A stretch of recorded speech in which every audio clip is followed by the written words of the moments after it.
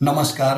आप देख रहे हैं आरडी न्यूज डिजिटल चैनल में आपका राष्ट्रवादी पत्रकार संपादक के मन की बात राष्ट्र के साथ में एक नई सीरीज लेकर हम आपके साथ लगातार आ रहे हैं। मुगलों का आतंक, जिसमें पार्ट फर्स्ट में हमने बताया कि किस तरह से बाबर ने भारत पर आक्रमण किया और भारत में इस्लाम के नाम पर कत्लेआम मचाया, भगवान श्री राम के मंदिर को तोड़ा, जिस मंदिर के लिए 500 वर्षों तक हमें इंतजार करना पड़ा और मोदी योगी सरकार के शासन में भगवान श्री राम मंदिर में विराजे।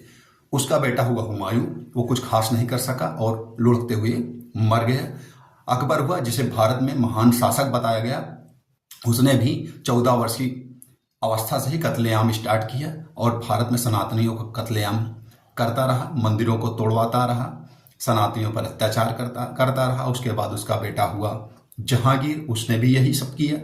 शाहजहां हुआ, उसने भी यही सब किया। और हमारे इतिहासकारों ने इन सब का महिमा मंडन करके इनको सबको महान बताया। किसी को शासन सुशासन में बड़ा महान बताया, किसी को वो चित्रकला में बड़ा महान बताया, किसी को वास्तुकला में बड़ा महान बताया। इन्हीं का वंश था, शाहजहां की औलाद था। सबसे क्रूर, भारतीय इतिहास का सबसे क्रूर चेहरा, मानव के रूप में उसको दानव कह सकते हैं, जो हमने पौराणिक काल में पढ़ा था, जो चरित्र पढ़ा था, चित्र पढ़ा था कि राक्षस होते हैं, निशाचर होते हैं, जिनके अंदर किसी तरह की दया, प्रेम, मानवता नहीं होता, वो सब उसके अंदर भरा था। वो एक खूंखार, क्रूर, आतंकी, अत्याचारी औरंगजेब, जिसने भारत में कत्लेआम, मंदिरों का विध्वंस, सनातन के समूचे नाश का प्रण कर रखा था।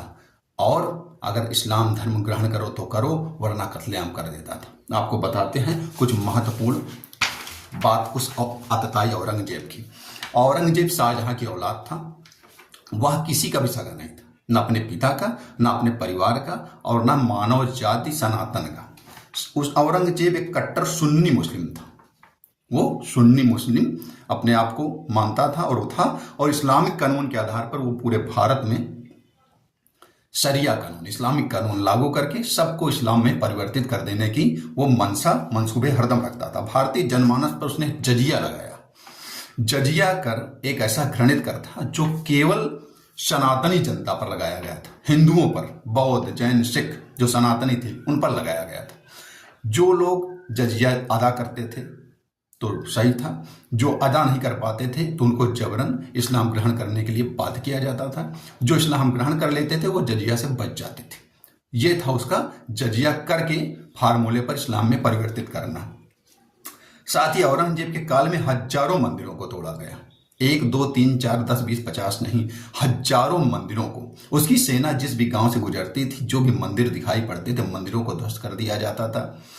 वहां के गांव में किसानों की फसलों को नष्ट कर दिया जाता था। गांव में आग लगा दिए जाते थे। वहां फरमान जारी किया जाता था कि आप इस्लाम ग्रहण कर लो सनातनियों को, वरना मरने के लिए तैयार रहो। ये उसका फरमान हुआ करता था। साथ ही उसने आज जो महत्वपूर्ण मंदिरों की, आज सनातनी आज़ादी के भारत में 70 साल के बाद भी अपने मंदिरों के लिए लड़ाई लड़ रहा है।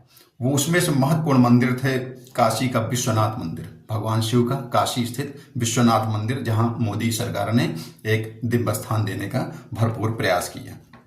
साथ ही सोमनाथ, गुजरात स्थित सोमनाथ मंदिर को भी इसने ध्वस्त कराया था। तथा मथुरा का केशव राय मंदिर, जो आज भी विवादित है।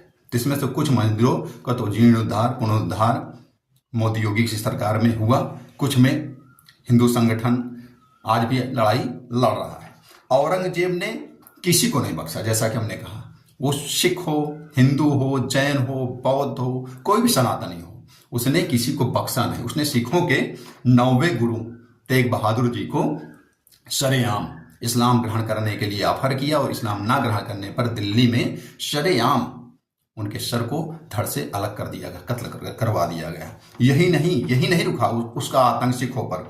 उसने गुरु गोविंद सिंह के 2 बेटों जोरावर सिंह और फतेह सिंह को जिंदा दीवार में चुनवा दिया था। उनको इस्लाम ग्रहण करने के लिए कहा और उन्होंने इस्लाम ग्रहण नहीं किया और अपने प्राण त्याग दिए। ऐसे ऐसे महान सपूत सिख समुदाय में हुए, सनातन में हुए, जिन्होंने अपने प्राण त्याग दिए, लेकिन अपना धर्म नहीं बदला। लेकिन यहाँ ऐसे ऐसे गद्दार हैं कि वो धर्म बदल देंगे, सब कर देंगे, देश बेच देंगे और वो जयचंद की भूमिका में, मानसिंह की भूमिका में रहेंगे। छत्रपति शिवाजी, साउथ में एक ऐसे महान शासक हुए छत्रपति शिवाजी महाराज, जिन्होंने औरंगजेब को दक्षिण में जमने नहीं दिया और इसको लगातार क्षति पहुंचाते रहे। इसके नाक में दम करके रखा था। एक बार इसने धोखे से इनको कैद भी किया था, लेकिन बुद्धिमान छत्रपति शिवाजी महाराज इसके कैद से बाहर निकल गए और जब तक उनके देह में प्राण रहा इसके विरुद्ध युद्ध करते रहे। और उसी तरह उनके सुपुत्र वीर संभाजी महाराज हुए, छावा बनकर इसके खिलाफ उन्होंने युद्ध किया और कुछ विश्वासघातियों की वजह से वो वीरगति को प्राप्त हुई। इस छावा पर एक फिल्म भी अभी आई थी जिसको लेकर तमाम देशद्रोही गद्दार छाती पीट रहे थे। तो आपको छावा फिल्म भी देखना चाहिए, जिसमें आपके औरंगजेब का आतंक आपको दिखाई पड़ेगा।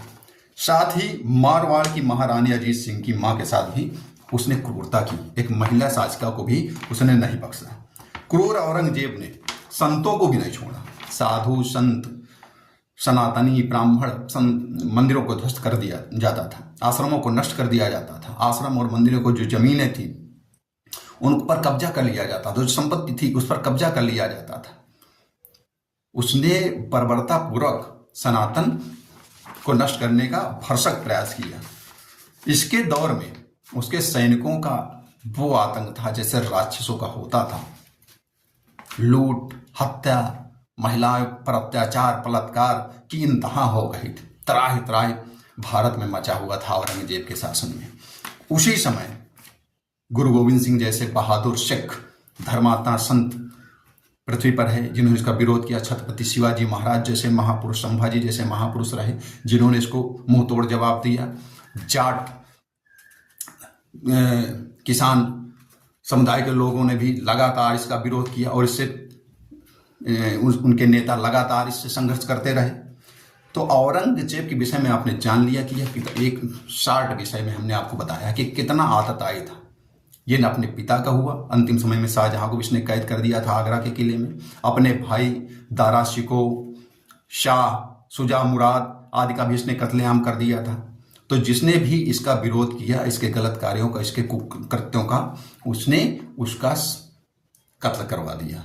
तो ये इतना क्रूर और अत्याचारी था जैसे पूर्व में राक्षसों के विषय में आप पढ़ते हैं, निशाचरों के विषय में पढ़ते हैं भारतीय पौराणिक ग्रंथों में, उसका ही ये अवतरित रूप, इस्लामिक रूप भारत में था औरंगजेब। तो आपको ये वीडियो कैसी लगी हमें कमेंट्स करके बताएं, शेयर करें और सब्सक्राइब करें यदि आपने नहीं किया है तो, लाइक करें, इसका प्रचार करें, दूसरे सनातनी बंधुओं तक ये महत्वपूर्ण जानकारी जाए।